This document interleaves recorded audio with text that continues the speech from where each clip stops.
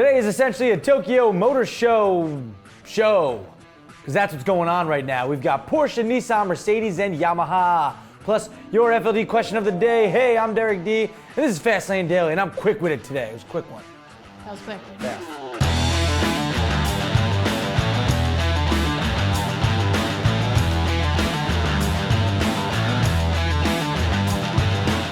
Remember Nissan's all-electric concept teaser we showed you last week? Well, we were wrong. Yeah, you know what happens. The concept is not a crossover, that's right.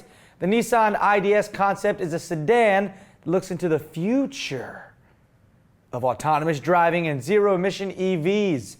In 2013, Nissan said that by 2020, they'll equip innovative autonomous drive technology on multiple vehicles. Progress seems to be right on track. They also said that by 2020, you could expect to see Nissan Intelligent Drive Technology. I guess that would be called NID, N-I-D? Yeah. That'll be on cars in cities around the world. Very futuristic looking car indeed. Looks cool. The aerial angle kind of looks like a BMW i3, if the i3 looked cooler. What, too soon? Maybe. i3 is a little like, it's like a little pudgy and like piggish to me. It is kind of chunky. Yeah, right? I don't know, this looks cool. All right, another debut at the Tokyo at the Tokyo Motor Show is the Porsche Macan GTS. Yeah, GTS stands for Got That Speed. That's right. It's definitely not Gran Turismo Sport. Trust me, I know this. It features more power, a re-engineered suspension, unique GTS-specific exterior and interior stuff, of course, and new connectivity options. But let's talk more about the power. That's the important stuff, right, Erica? Yep. A 3-liter twin-turbocharged V6 engine from the Macan S, but has been reworked to make 360 horsepower, 369 pound-feet of that. Torque. That's right. 7-speed PDK dual-clutch transmission. Zero shows up 4.8 seconds late to 60's Halloween party. 60 was pissed. Oh. Yeah. Top speed is 159 miles per hour. The 2017 Porsche Macan GTS goes on sale in March 2016, starting at $67,200. GTS could be gives terrific service. Or maybe gullible track suckers. I don't know. Great tourism specials. Gloating teacher syllabuses. And the ever popular gifting terrible slippers. Because at Christmas time, Every year. I mean, that's a tough one. Yeah. Everyone's like, oh, you got me slippers, thanks. Or Everyone's socks. grandmother, yeah. Mercedes showed up with the Vision Tokyo concept, looking like a futuristic minivan that will never be made, but it's showing some design ideas. It has zero emissions and holographic multimedia technology. Well, that's kind of cool. The MPV-looking concept follows up on the popular F015 luxury in motion concept. Mercedes claims the Vision Tokyo can go up to a range of 609 not real miles because, well, it's not real.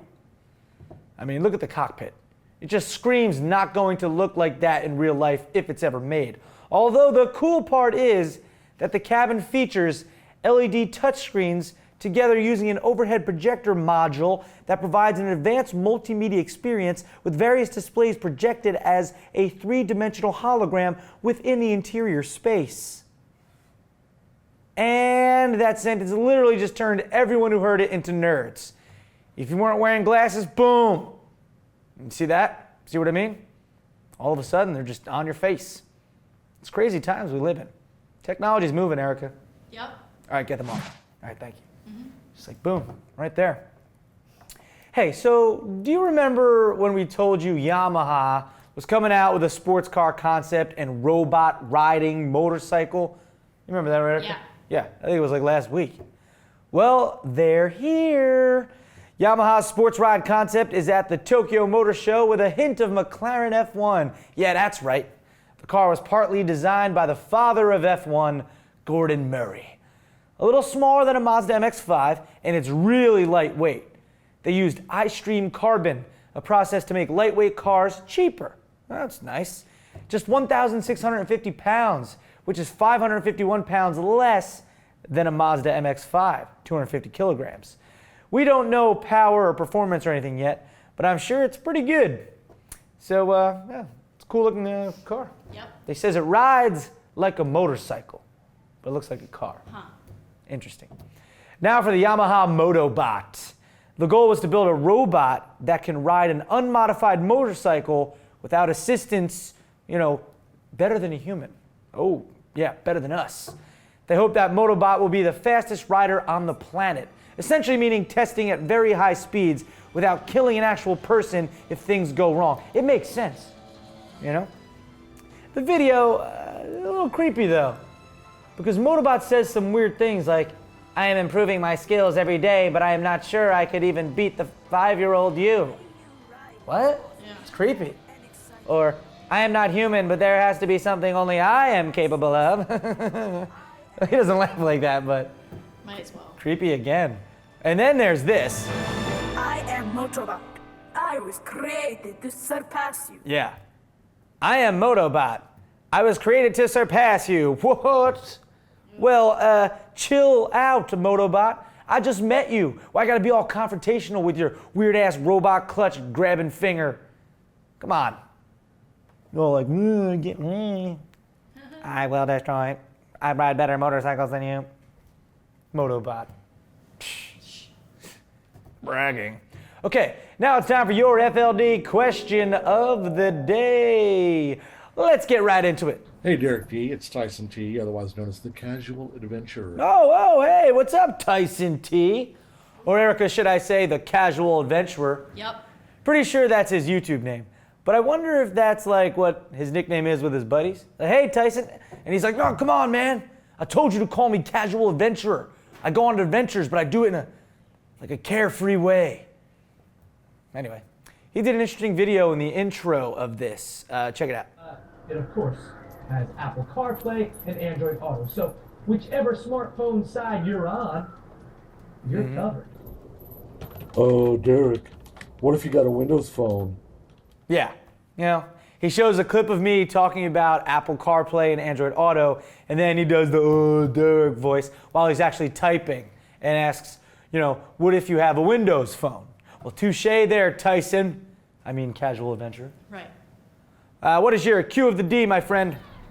My question is, it was revealed earlier this week that Microsoft is working on a car infotainment system of their own.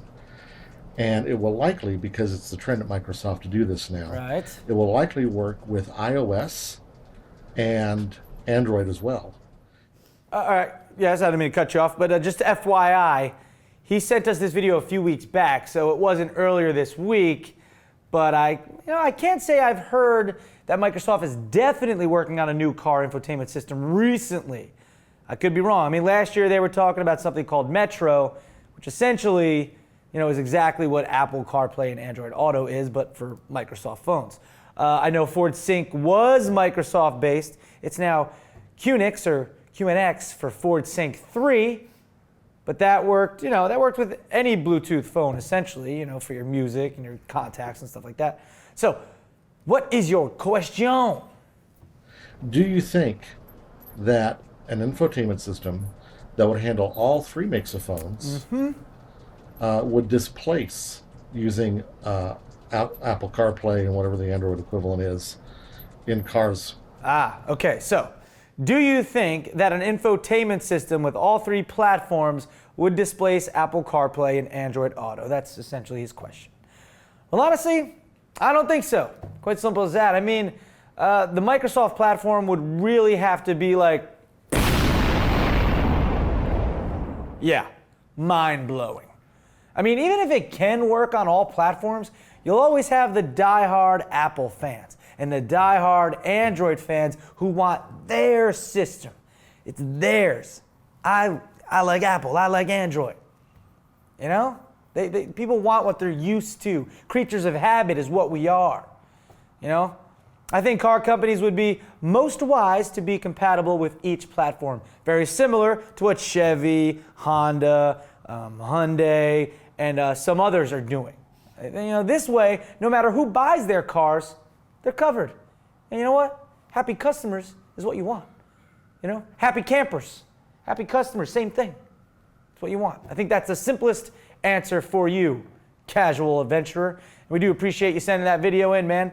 If you guys want to weigh in, you know, it's quite simple. Use hashtag FLDQD, and you can send your own in to tips@fastlanedaily.com. Thank you, Tom. And also, you know, if you want to send in a video like he did, you know, make sure landscape mode, 30 to 40 seconds tops. Ask the question, have fun with it. We do appreciate it. Send us a YouTube link, all right?